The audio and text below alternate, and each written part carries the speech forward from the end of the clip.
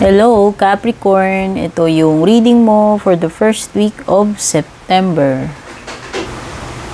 I'm Purple Teen and don't forget to subscribe sa aking YouTube channel. Paki-like and follow na rin yung aking Facebook page, Instagram, and TikTok. Sa mga gusto ng personal reading, mag-send lang kayo ng private message sa aking FB page, yung link at details. Hanapin nyo lang, nakalagay sa description below. Capricorn, ang lucky day mo Sunday, lucky numbers mo 14, 51, 22, 25, 36, at saka 6.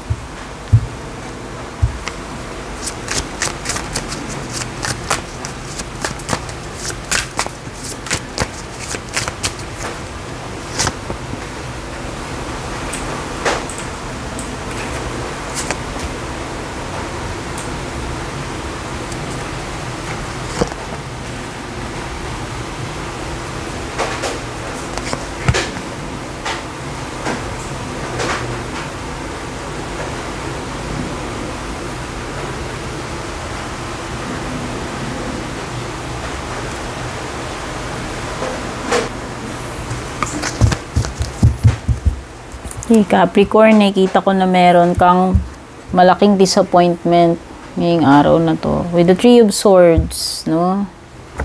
Pwedeng yung iba sa inyo, mabobroken heart kayo kung ano man ito mangyayari today.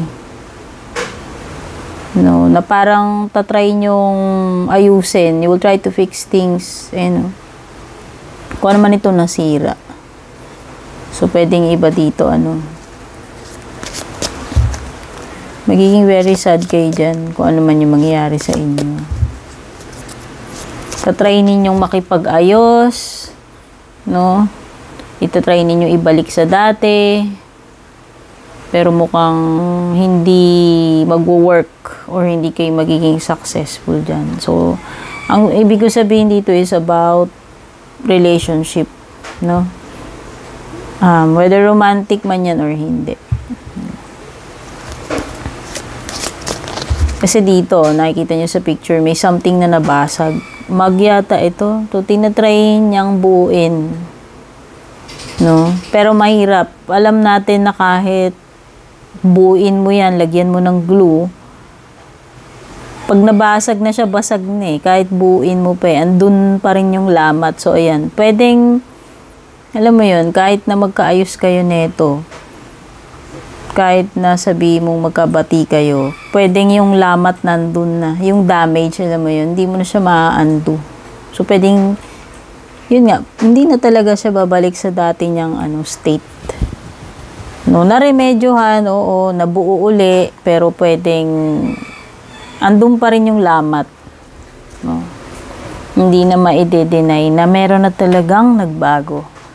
And meron ka ring Two of Wands. Parang yung iba nag-contemplate dito. So, ano yung magiging next move ninyo? Yun yung nakikita ko dyan. No? Pwedeng nagpaplano na kayo. Ano yung mga susunod yung gagawin? Yan, no? Pinag-iisipan nyo mabuti. Pinagpaplanuhan nyo mabuti. Pwedeng iba dito, iniisip ninyo yung options ninyo. No? Meron siguro kayong pinagpipilian dito. So, pagdating sa career ninyo yan.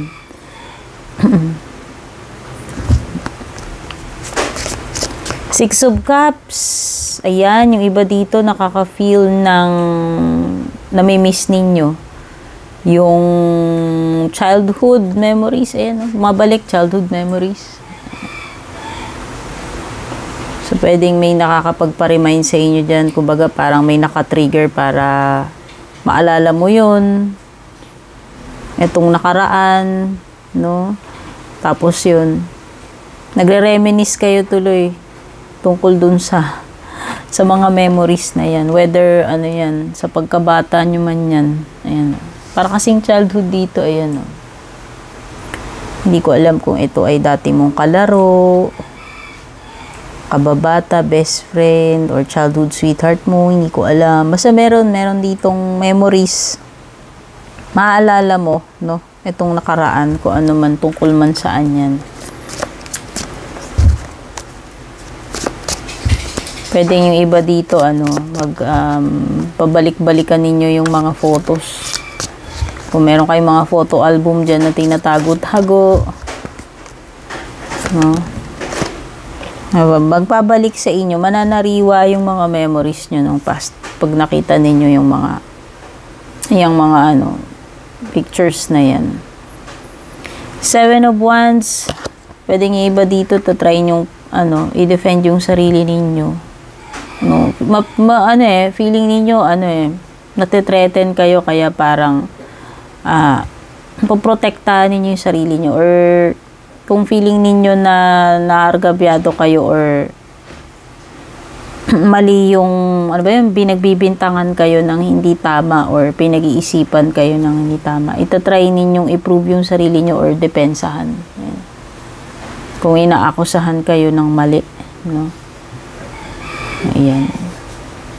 Basta magiging kayo dito. May energy ng pagiging, yung parang pagiging defensive. No?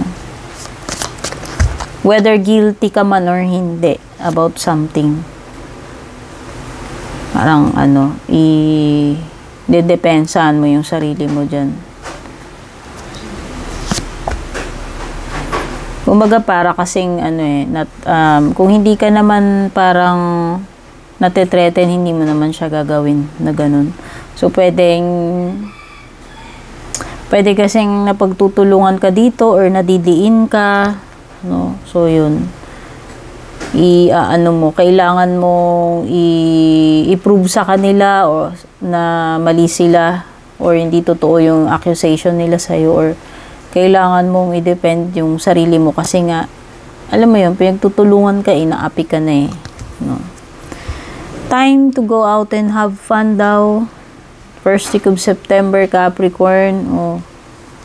Kailangan mo rin mag-take a break, mag-relax naman, kahit pa paano, mag-enjoy. New job, career. So, yan. Pwede nga ito yung pinag-iisipan mo sa 2 of Wands. Ayan, No, baka may nag-o-offer sa iyo ng magandang deal pagdating sa sa career. At yun yung pinag-iisipan mo. Kung kung lilipat ka ba or hindi, no?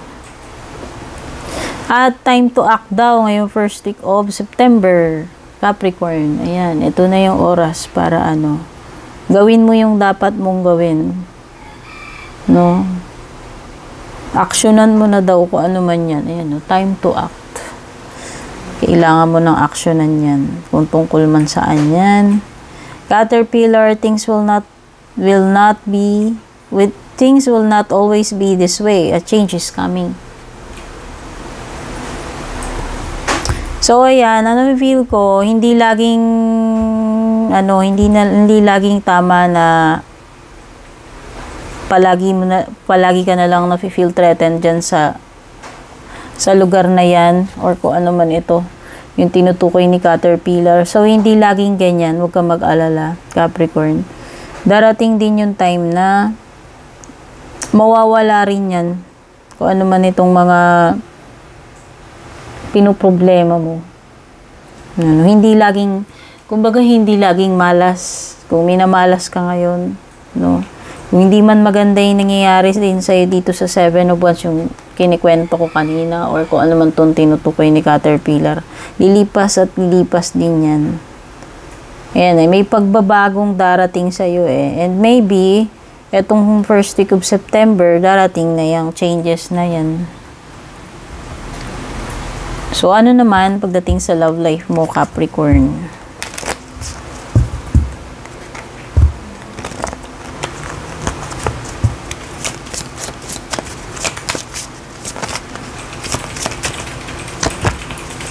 Uy, may ending. Tsaka transformation. Yun na nga. Kaya rin siguro may changes din dito. Ayan, baka pati sa love life mo ganun din. Kasi meron kang Phoenix. Okay. So, para dun sa mga nag-ending relationship nyo, expect ninyo by first week of September, pwedeng ito na yung start ng something new para sa inyo. Or, syempre, daraan kayo sa adjustment adjustment phase. Kung halimbawa yung iba sa inyo ngayong first week of September pa lang mag-e-end itong relationship nyo, siyempre, dadaan kayo sa proseso. Pwedeng sa una, masakit pa. O basta may transitioning yan eh. So, yun. Yun na-feel ko. Connected din yung caterpillar, yung change na paparating sa'yo. So, pwedeng may kinalaman din siya sa love life mo. Yun nga lang, pwedeng yung iba dito, ngayong September pa lang mag-e-end itong relationship na to. So, expect ninyo na marami pang kaganapan dyan, syempre. Mababa pang proseso yan. Pero nakikita ko na magta-transform yung love life mo eh. Ayan, meron kang phoenix.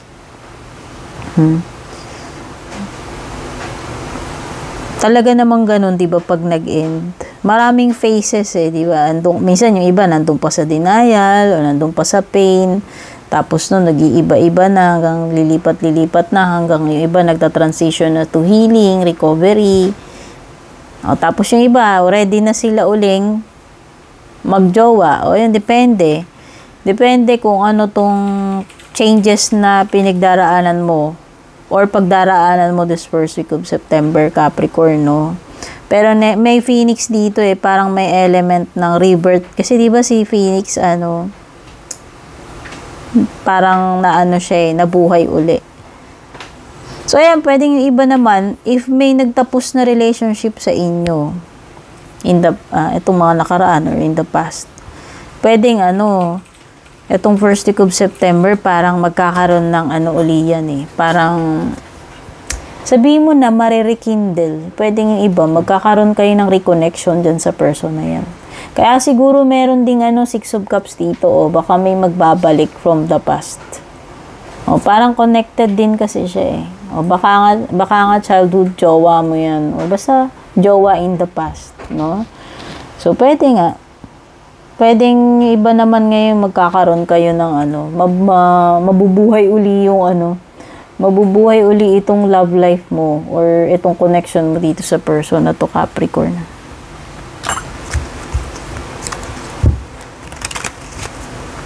So, bahala na po kayong mag-adjust ha, kasi hindi naman ito personal reading. Huwag magre-react kung hindi tumutugma sa inyo. Huwag ilagay nyo sa kokote ninyo na hindi to personal reading. Kung gusto nyo ng personal reading, mag-avail na lang kayo. Yung talagang tailored para sa ninyo, para sa inyo lang. Okay, may fish. Ang ibig lang sabihin nito, may mga opportunity na maganda para sa iyo. First week of September, Capricorn, o whether sa business mo man yan, career, no, basta.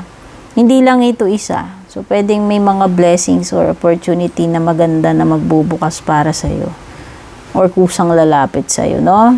So, maging ready ka lang na pag dito, habang may mga opportunity ka, i-grab mo.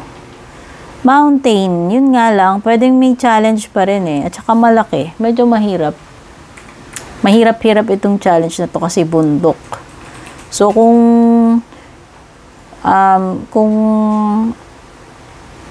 willing ka na aakyatin tong bundok, halimbawa, yung success mo nandun sa tuktok, asahan mo na mahihirapan ka. Hindi to agad-agad, no, ma-achieve. O kung goal yan, mahirap ma-achieve. Kung problem yan, mahirap ma-solve. Hindi to ma-solve overnight. No, so kailangan mo talaga dito sandamakmak na determinasyon, no, tsaka yung pag-asa, lahat-lahat na eh, no? Effort, lakas ng loob, pagtitiis, tapang, andito na lahat yung, kumbaga, lahat kakailanganin mong baunin dito eh. So, yun lang naman. Pero nakikita ko, makakayanan mo yan. Sa isip mo lang yung mga binanggit ko sa'yo na kailangan mong baunin dyan sa journey mo na yan. So, ano pa yung mga messages para sa iyo? Messages naman ng fairies mo. Purity. Labas na labas ng purity. Daming signs. You always trust in the purity of your heart. Look inside your heart and within it, you will find the answer to your question. O, yung kasagutan daw. Yung kasagutan ay nandyan sa iyong, nasa kaibuturan lang ng iyong puso, Capricorn. Look inside your heart. Ano ba talaga yung nafe-feel mo? Totoong nararamdaman mo, yun yung gawin mong guide. Yun yung sagot sa tinatanong mo. And meron kang wish wisely. Uy. Use your wishes wisely to manifest your heart's desire and take practical steps towards making your dreams come true.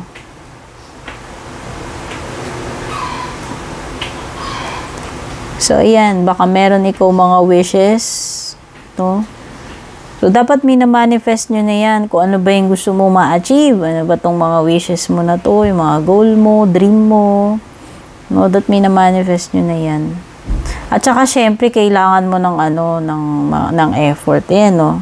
Kasi kailangan mo mag-take practical steps Hindi naman, alam mo yon, hindi sapat na yung mga wish mo andun lang. Syempre, maganda. Malakas din yung power ng prayer. Tsaka yung faith. Pero kailangan mo rin ng galaw, ng effort. No? Yun yung sinasabi dito. Ma-achieve mo yan. Pagsamasamahin mo yon, yung manifesting, yung pagdarasal, yung faith mo, at saka yung effort. Okay? Capricorn, ito yung first week of September reading mo. Don't forget to like and share. Don't forget to subscribe. Take care and God bless.